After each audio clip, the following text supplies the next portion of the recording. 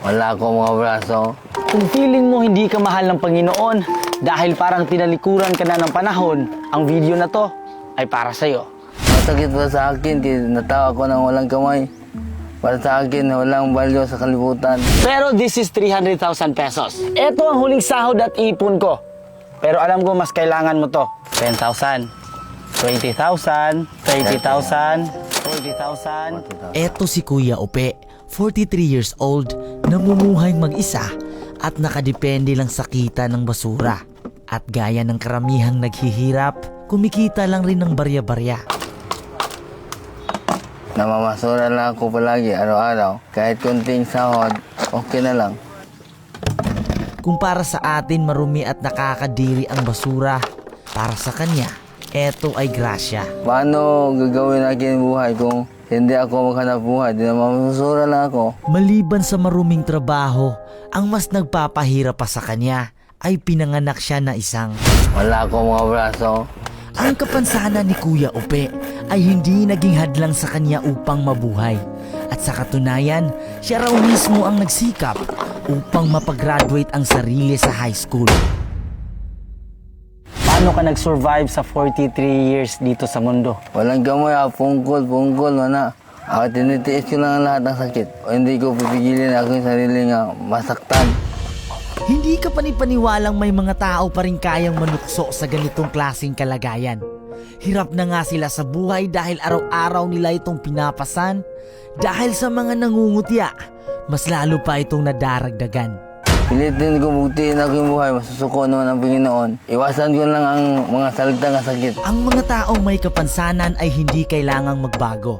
Ang kailangan nila ay tanggapin ng buo at itrato ng equal bilang isang tao. Sa dami-daming tao, ikaw pa walang kamay. Siyempre, magtatampo ako. Masakit pa sa akin isipin, oy. Pero kahit minsan nagtatampo siya sa itaas, mas pinipili pa rin niyang mabuhay ng ganito kesa hindi pinanganak sa mundo. Tanggap ko ang kalagayan ko. Dahil nakikita ko ang mundo kung gaano kasarap. Santa Maria, nandiyo sa Diyos, iabo ko ng sala. Sa kabila ng kanyang kapansanan, nakakabilib kung paano siya naka-adapt sa mapanghusgang lipunan. Lalo na sa mga bagay-bagay na nakasanayan nating ginagamitan ng kamay. Pipiliin mo pa rin mabuhay kahit ganyan. Oo, magigda ako sa kong walay. Masakit, oy, nga ako ng usa. Sa isang araw, ilang beses ka nakakain? Isa.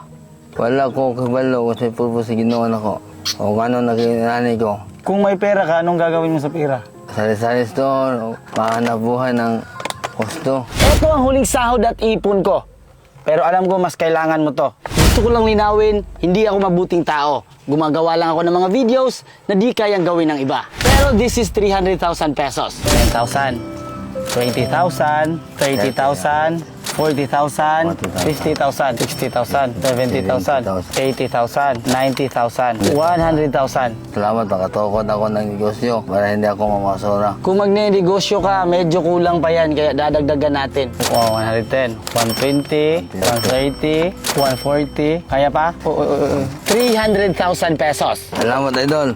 Maraming salamat. Makatukod ako ng negosyo. So guys, hindi pa ako makaka-upload after this video. Medyo matatagalan pa. Magwi-wait pa ako sa susunod na sweldo ko para may ma-fund sa susunod na video. Sa araw na to, matutupad na ang pangarap niyang magkaroon ng grocery store. Ito na yon ang sari-sari store. Ang pinangapangarap ko. Natupad na dahil ni Idol Beatmaster. Ang dating malungkot at walang gana, ngayon ay nabuhayan at puno na ng pag-asa. Hindi ka man maswerte sa kalagayan mo ngayon, sigurado ako na may planong maganda ang Panginoon. Ang pag-share ng video na ito ay sobrang laking tulong kay Kuya at sa mga taong tinutulungan natin.